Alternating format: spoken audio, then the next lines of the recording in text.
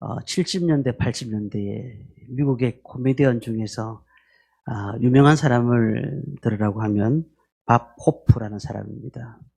이 사람은 가는 곳곳마다 많은 사람도 웃겼고 그 사람을 초청하기에 바빴습니다.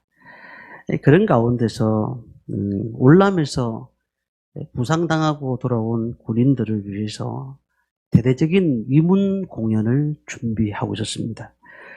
프로그램 총괄하는 감독이 어떻게 하면 이분들을 위로할 수 있을까 고민하다가 이 밥오프를 초청하려고 마음을 먹습니다. 그런데 처음에는 그의 스케줄 때문에 할 수 없다고 손을 저었습니다. 그런데 계속 얘기하니까 10분이라도 5분이라도 부탁드립니다. 그랬더니 그러면 5분만 하겠습니다. 허락을 한 겁니다. 그리고 시간이 되어서 마침내 올라가서 5분 동안 사람들을 웃기기 시작합니다. 사람들이 그냥 배를 잡고 웃습니다. 그런데 약속한 시간이 5분이었는데 5분, 10분, 15분, 20분 계속 가도 내려오질 않습니다. 40분이 지났어야 그때서 내려오는데 이 밥호프 눈에는 눈물이 흐르고 있었습니다. 감독이 물었습니다. 어떻게 된 것입니까? 그러자 밥호프가 눈물을 닦으면서 이렇게 얘기합니다. 저 앞줄에 보십시오. 저 앞줄에 두 사람이 있는데 저 친구가 저를 너무 많이 울립니다. 그랬다는 거예요. 확인해 보십시오. 감독은 밥오프가 얘기해줬던 그 자리를 보면서 자세히 보니까 두 사람이서 박수를 치고 있는 겁니다. 끝날 때마다 박수를 치는데 가만히 보니까 한 사람이 박수를 치는 게 아니고 두 사람이 박수를 치는데 한 사람은 오른쪽을 잃었던 사람, 한 사람은 왼쪽 손을 잃었던 사람이 이렇게 안고는 서로 같이 마주치면서 박수를 치고 있는 모습을 보면서 너무 감동이 되더라는 거예요. 박오프는 그 사실을 보면서 정말 내가 5분 동안 저들에게 웃음을 주는 것이 중요한 것이 아니라 저들의 삶의 모든 인생을 걸었던 저 삶을 나는 너무나 몰랐구나라고 생각을 했다고 하는 것입니다. 그래서 그 밥오프의 마음에 감동을 주었다라는 겁니다. 우리도 세상 살면서 감동받으면 삶이 바뀝니다. 감동받으면. 오늘 1절에 뭐라고 되어 있습니까? 1절 바사왕 고레스 원전에 여호와께서 예레미야 입을 통하여 하신 말씀 이루게 하시려고 바사왕 고레스의 마음을 감동시키심에 감동시키셨다. 누가 누구의 마음을? 하나님이 바사왕 고레스의 마음을 감동시키셨다. 요즘은 이렇게 노방전도를 밖에다 이렇게 하잖아요. 그러면 사실 노방전도를 전도받아서 나오시는 분들은 사실 거의 없습니다. 그러나 우리는 하나님의 명령이기 때문에 하는 것인데요. 제일 교회에 올 수 있는 환경이 뭐냐면 관계전도입니다. 관계전도라는 것은 우리가 서로 아는 분들을 통해서 그에게 복음을 전하고 그 복음에 대한 말씀을 전하면서 그 삶을 보면서 그가 감동받으면 교회에 나온다는 겁니다. 그러니까 요즘은 그냥 노방전도해서 그 마음에 감동되어지는 것이 아니라 관계를 통해서 이렇게 전도가 되는 것을 볼 수가 있는데 교회 나오는 것도 마찬가지예요. 감동받아야 교회 나옵니다. 그냥 마음이 이게 힘든데 감동이 없는데 교회에 나와서 앉아 있는 건 참으로 힘든 거예요. 힘든 겁니다. 제가 개척 당시에 처음에는 아무도 없었잖아요. 많이 어려웠습니다. 근데 얼굴도 모르고 어려운 사람, 우리 아는 사람들이 아닌데도 불구하고 교회에 딱 와가지고 교회가 어딥니까? 교회가 여기입니다. 헌금함이 어딥니까? 헌금함 요 앞입니다. 그랬더니 잠깐 기도하더니 헌금을 다 하고 가요. 그게 엄청 많았어요. 그리고 어떤 분은 모르는 분이 쌀을 갖다 주기도 하고 반찬을 가져오기도 하고. 그래서 제가 이거 좀 이름이라도 좀 알고 싶습니다. 이렇게 도우시는 거 너무 감사한데요. 그렇게 말씀을 드렸더니 그들이 전부 다 하는 말이 똑같은 말입니다. 하나님이 감동 주셔서 한 것이지 내가 보이려고 한 것이 아닙니다. 그렇게들 얘기를 했습니다. 하나님이 감동 주셔서 저 꿈 있는 데 가봐라. 그곳에 가서 쌀을 갖다 주라. 그곳에 가서 어려울 텐데 하나님 앞에 감사금이라도 좀 해라. 그래서 그때부터 시작된 분들이 많은 분들이 교회를 사실은 그것으로 섬겼던 것입니다. 우리 에스라스를 오늘 읽었지 않습니까? 이 에스라스를 잘 모르는 분들이 많습니다. 에스라스. 근데 이 에스라스는 1절에 모든 게 다 나와 있어요. 하나님이 감동 주셔서 고레스 왕을 움직였다. 이게 그 결론입니다. 자, 어떻게 된 거냐? 내용을 좀 알아야 되겠죠? 원래 우리 이스라엘은 첫째 왕이 사울 왕입니다. 두 번째 왕은 다윗 왕, 세 번째 왕은 솔로몬입니다. 근데 솔로몬이 잘못된 길을 감으로써 막판에 그래서 나라가 두 개로 쪼개집니다. 북이스라엘과 남유다로 쪼개집니다. 근데 북이스라엘이 19명 왕까지 있었는데 아수르로 인하여서 망해버립니다. 그리고 또 남유다도 20명의 왕이 그곳에 지배했지만은 그 바벨론을 통해서 망해버립니다. 그런데 이 북이스라엘이 망할 때는 그들을 다 흩어버렸습니다. 혼혈 정책을 쓰고 그래가지고 북이스라엘을 온전히 유대인으로 바꿔버렸습니다. 다른 사람으로 바꿔버렸습니다. 그런데 남유다를 어떻게 했느냐면 바벨론은 끌고 갔거든요. 그래서 70년 동안 포로 생활을 하게 만든 것이죠. 70년 동안 포로 생활하는 가운데서 바벨론이 계속 그 세계를 지배했다면 다행인데 그게 아니고 바사 왕국, 다시 말하면 페르시아 왕국이죠. 페르시아가 그 바벨론을 무너뜨려 버렸습니다. 그러다 보니까 이스라엘 민족들이 70년 동안 포로 생활을 했던 가운데 바벨론에 의해서 무너졌지만은 지금은 누구 밑에 있느냐면 페르시아, 바사 나라 안에 있는 상태가 된 것이죠. 지금 이스라엘 민족들은 얼마나 답답하겠습니까? 70년 동안 포로 생활을 하고 노예 생활을 하고 있는 것과 같은 것입니다. 그런데 그 당시에 페르시아 왕이 누구냐 하면은 고레스인데 갑자기 하나님이 그에게 감동을 주셔가지고 너희들 예루살렘 땅으로 돌아가라고 말한 겁니다. 이게 사실 쉽지가 않은 거예요. 에스라스는 포로 기한이 1차, 2차, 3차로 이루어지는데 다 보낼 수는 없잖아요. 그래서 1, 2차 때 썼던 내용들이 에스라스입니다. 그런데 에스라가 2차 기한을 할 때에 그 이스라엘 민족들의 영적인 문제를 책임졌던 사람이 에스라였어요.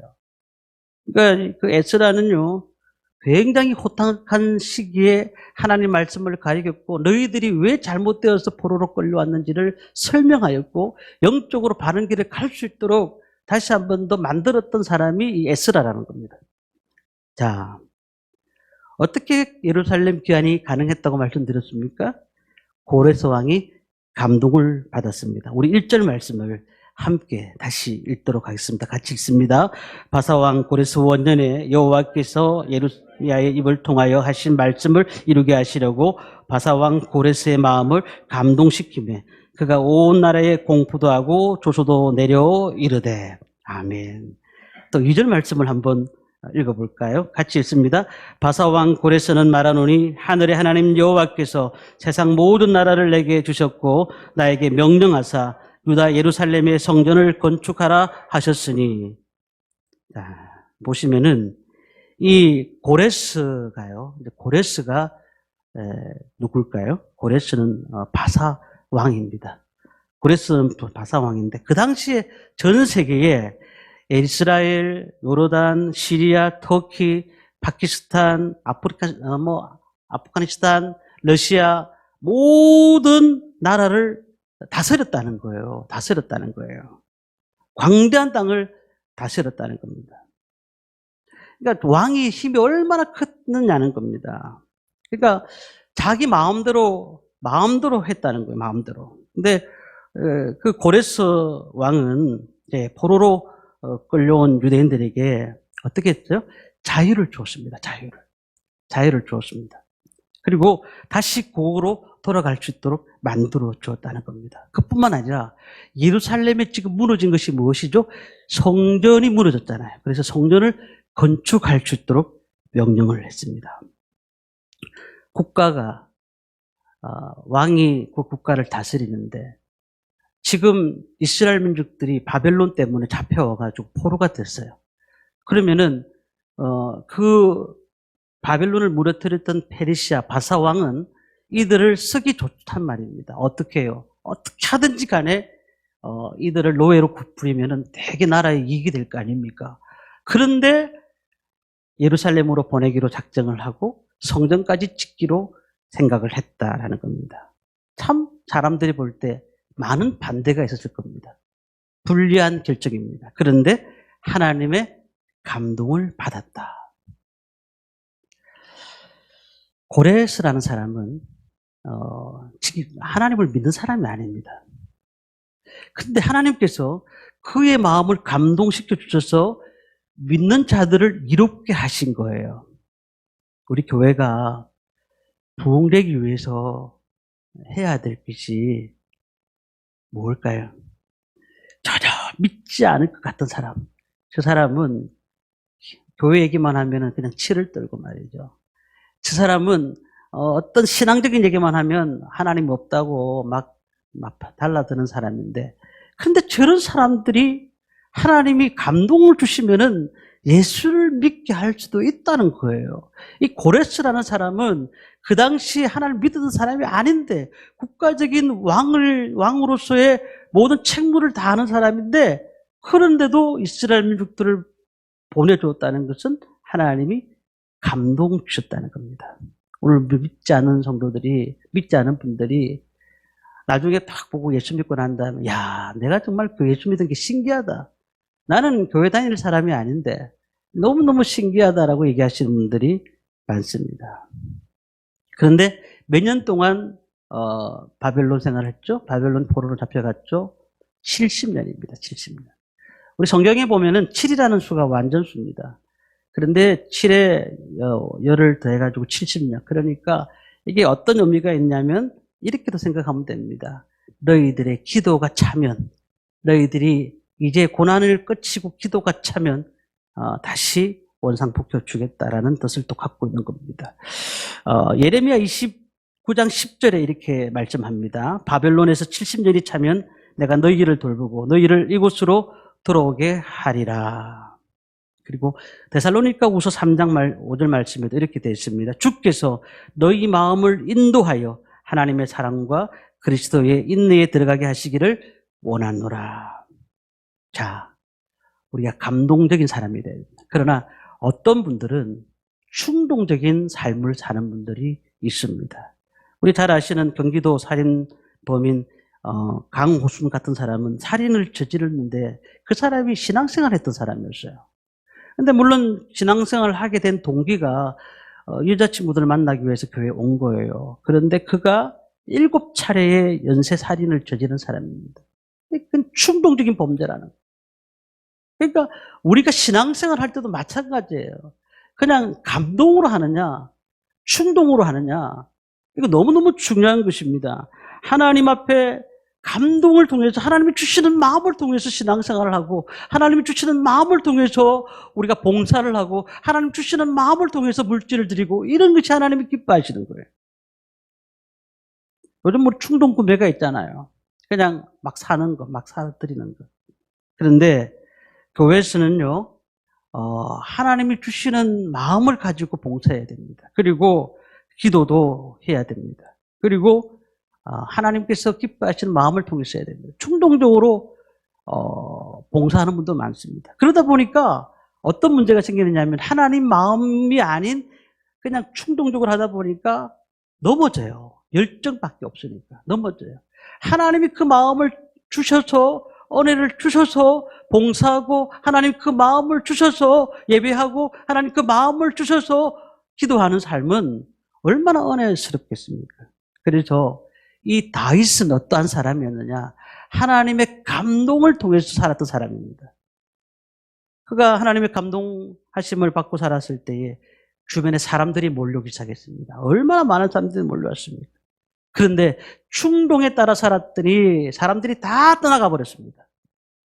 충동적으로 우리 아이의 아내 바세바를 범했을 때에 어떤 일이 벌어졌을까요? 자기 아들 압살롬을 잃어버렸어요. 결과적으로는요. 그뿐만 아닙니다. 그가 말년에요.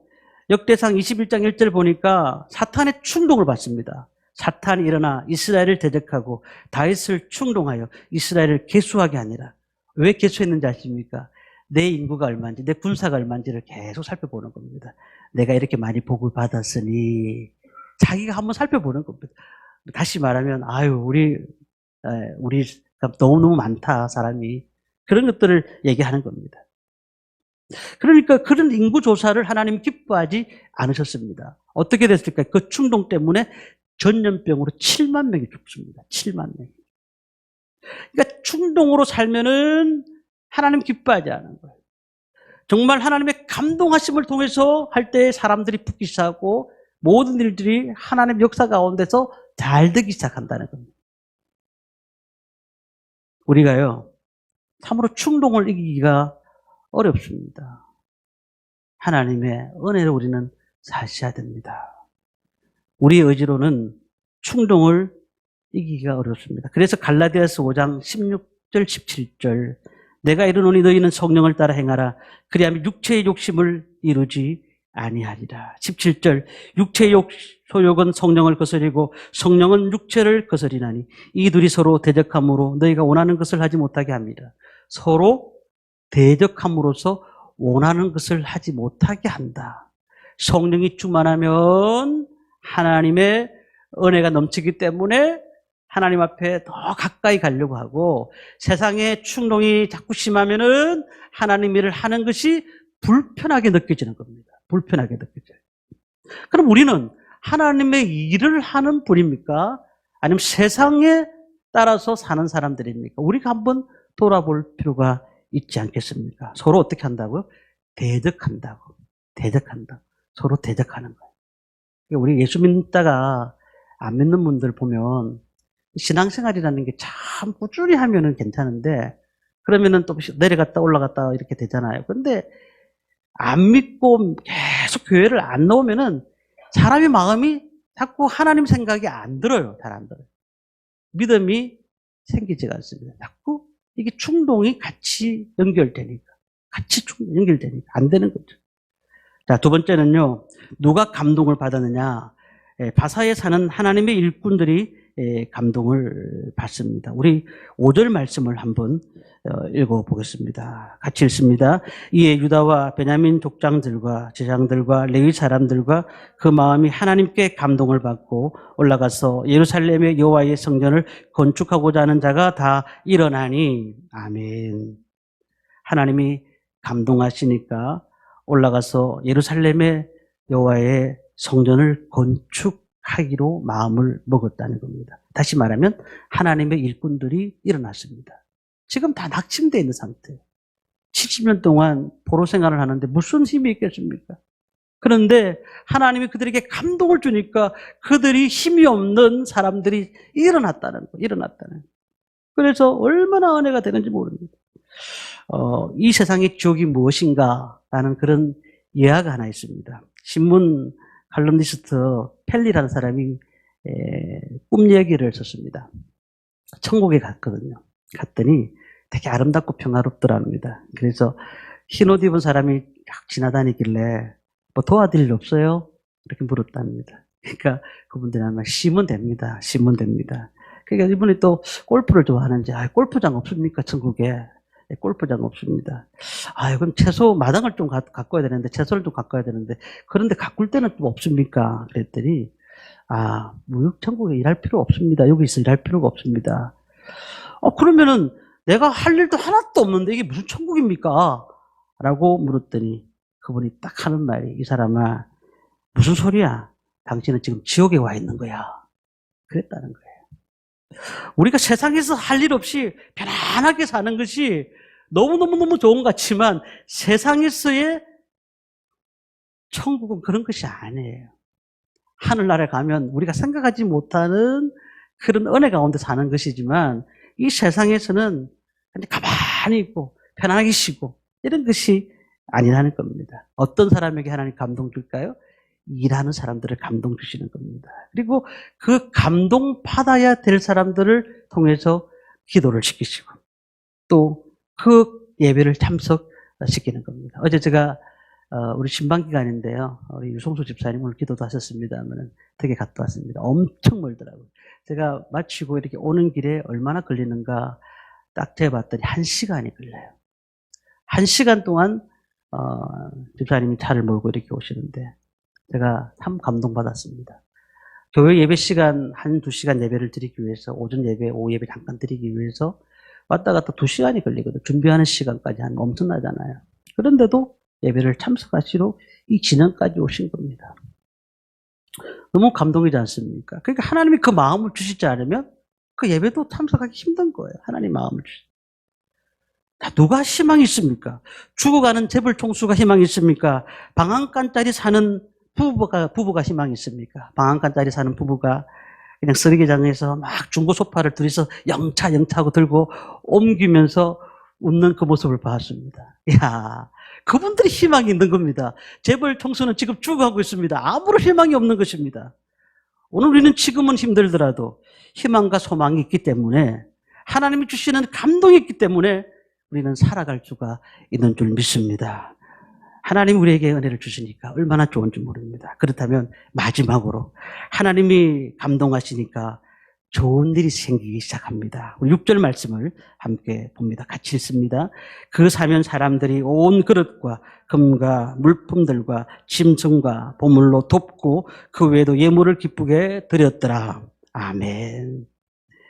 바사의 본토인들이 이제 열심히 들고 와서 가져왔고요. 또 어떤 일이냐면 7절에 읽진 않았습니다만은 바사왕이 고레스가 전에 빼들어갔던 것, 예루살렘에서 가져갔던 것들을 바벨론이 가져갔던 것들을 다 갖다 주었어요. 그러니까 하나님께서 감동 주시니까 너무너무 좋은 일이 생기는 겁니다. 제가 아는 목사님이 사역을 하셨는데 집사님이 이제 여집사님은 교회를 다니시는데 남편은 교회를 안 다니시는 거예요. 근데 교회를 갔다가 어딜 가자고 해서 이 남편 되시는 분이 교회는 가기는 싫지만 마치고 바로 가야 되는 상황이라서 차 안에 있었습니다. 차 안에 예배를 마칠 때까지 기다렸습니다. 목사님 딱 가셨습니다. 아이고 여기까지 오신다고 너무 수고하셨습니다. 나 교회는 못 들어가겠습니다. 내가 기독교인도 아니고. 그래서 그럼 앉아 계십시오. 그리고 저쪽에 보면 담배 피우는 장소가 있습니다. 거기서 담배 피시고요. 편하시면 여기 왔다 갔다 하시면 됩니다. 할 수 있으면 식사까지 하고 가시고요. 그렇게 목사님이 그렇게 얘기를 했답니다. 그랬더니 이분이 감동을 받은 거예요. 자기 담배 피우는 장소까지 가르쳐주고 교회 들어오란 말 하지 않고 차에 있으라고 하니까 감동받은 거예요. 그 다음 주에 예집사님을 통해서 연락이 왔는데 내가 교회에 물품 하나 하고 싶다고. 그래서 그러면 퐁퐁 하나 해라고. 아이들 뛰노는 퐁퐁. 그 200만 원짜리인데. 그래가지고 그 퐁퐁을 했다는 거죠. 이제 그 하나님께서 믿지 않은 사람들도 감동 주시니까 은혜를 주시는 거잖아요. 그러니까 잠언서 16장 7절에도 이렇게 말씀합니다. 사람의 행위가 여호와를 기쁘시게 하면 그 사람의 원수라도 그와 더불어 화목하게 하시느니라. 잠언 21장 1절에 보니까 왕의 마음이 여호와의 손에 있음이 마치 봇물과 같아서 그가 임의로 인도하시느니라. 하나님께서 주변 강대국의 마음들을 움직이셔서 우리는 아무것도 할 수 없지만 그렇게 놀랍게 예루살렘을 다시 한 번 더 들어가게 만들었다는 사실입니다. 자, 그렇다면 구체적으로 어떤 좋은 일이 생길까요? 첫째는 인간관계가 좋아져요. 인간관계가. 고레스 왕의 마음이 감동시키자 유대인들에게 유리한 일을 했습니다. 포로로 풀려주기도 하고 빼앗은 것들을 돌려주기도 하고 또 챙겨주기도 하고 성전 건축하는 사람들을 모아주기도 하고 그러니까 감동 주니까 포로가 친구가 되어버린 거예요. 친구가 되었습니다. 역대하 18장의 말씀 보면은 재밌는 일이 나옵니다. 여호사밧과 아합왕이 함께 연합해가지고 아람 나라와 싸우게 됩니다. 근데 이 아람 나라 지휘관들이 여호사밧을 북이스라엘의 아람 왕인 줄 알고 막 쫓아와서 죽이려고 할 때 무슨 일이 생긴 줄 아십니까? 역대하 18장 31절 보니까 하나님께서 그들을 감동시키사 그를 떠나게 하신지라. 하나님께서 감동이 임하자 적들이 죽이러 오는데도 떠나게 하셨다는 사실이죠. 두 번째는 어려운 일이 쉬워진다는 겁니다. 어떤 좋은 일이 있을까요? 어려운 일이 쉬워집니다. 고레스 왕이 포로로 끌려가 있는 유대인들, 고향으로 들어가서 성전을 건축해야 되는 사명을 갖고 있잖아요. 그런데 쉽지가 않았는데 오늘 말씀 보니까 다 해줬다는 거예요. 내가 다 해줄 테니까 가라. 그리고는 그곳에서 성전을 건축하라. 만약에 인간이 했다고 하면 쉬웠겠습니까? 늘 고민했을 겁니다. 하나님이 하셨기 때문에 사람들의 마음을 움직여주신 거 아니겠습니까? 그래서 사람들의 마음들이 움직여지니까 성전 건축이 빨리 이루어지는 것입니다. 저희 교회, 개척교회 하면서 삼방교회에서 다 건물을 해줬거든요. 뭐 이렇게 작은 곳이지만 모든 것이 삼방교회 물품들이 많습니다. 근데 제가 제일 기억나는 물품이 하나 있습니다. 저기 보면 에어컨입니다. 저 에어컨은 히터 겸용이 되는데 다른 건 다 해줬습니다. 근데 담임 목사님이 제가 바로 직전에 교회 개척하기 직전에 하나씩 다 해주십시오. 뭐 장로님들이고 권사님이고 집사님 다 해주라고 그렇게 했는데 저게 안 들어왔는 거예요, 저게. 그런데 아이고 안 되겠다. 우리가 빚을 내서 사야 되겠다. 저게 한 400만 원 들어요. 근데 진짜 생각지도 못하는 분, 정말 어려운 분이었어요. 정말 어려운 분. 그분은 저는 생각도 못했는데 믿음도 별로 없어요. 저한테 와가지고 목사님 히터 하셨어요. 그래 물어보는 거예요. 에어컨 하셨냐는 거죠. 못했습니다. 그랬더니 자기가 카드를 가지고 끌고 가주더라고요. 제가 참 감동받았어요. 그럼 자기도 그러더라고요. 내 마음이 그렇게 한 게 아니고 하나님이 그렇게 마음을 주셔서 그렇게 저 히터를 선물하게 됐다고 그렇게 말씀하셨어요. 저는요, 교회의 모든 일은 하나님의 감동으로 이루어지는 겁니다. 하나님의 감동으로. 어떻게 하면 부흥할까를 고민하지 마세요. 하나님이 감동 주시면 우리 마음에 전도할 마음들이, 뜨거운 마음들이 생기면, 기도할 마음들이 생기면 자연스럽게 부흥되게 돼 있는 것입니다. 또 어떤 분 이 말씀을 들으니까 이런 생각할 수도 있습니다. 그러면 내가 감동받으면 안 되겠구나. 이제부터 감동 안 받아야 되겠구나. 라는 생각이 들 수도 있습니다. 근데 하나님이 감동 주신다는 것은 하나님이 책임져 주신다는 사실입니다. 감동 주실 때 하나님이 복의 근거를 주시는 겁니다. 마중물처럼. 물을 넣어야지만 그 펌프가 물이 오르는 것처럼. 하나님 너 복 받을 짓을 한번 해봐라. 라고 하나님이 주시는 것입니다. 오늘도 우리가 시간을 내어서 하나님 앞에 예배드린 것 얼마나 감사한지 모릅니다. 또 작은 물질이지만 하나님 앞에 물질로 드리는 것 얼마나 하나님이 받으신지 모릅니다. 오늘 우리는 늘 하나님 앞에 감동받아서 주의 일을 하시기를 바랍니다. 하나님께서 우리 가운데서 늘 은혜를 주신다면은 충동 따라 살지 않습니다. 감동이 있으면 좋은 일이 생기는 겁니다. 사람과의 관계가 풀어지고 어려운 일도 쉽게 되는 것입니다. 하나님, 우리 가정에 감동을 주옵소서. 우리 교회에 감동을 주옵소서. 우리 직장에 감동을 주시옵소서. 하나님께서 역사하셔서 우리 힘으로 하는 것이 아니라 어려울 때마다 하나님께서 붙잡아 주시고 능력과 권능으로 입혀 주시옵소서. 그렇게 기도하시기를 바랍니다.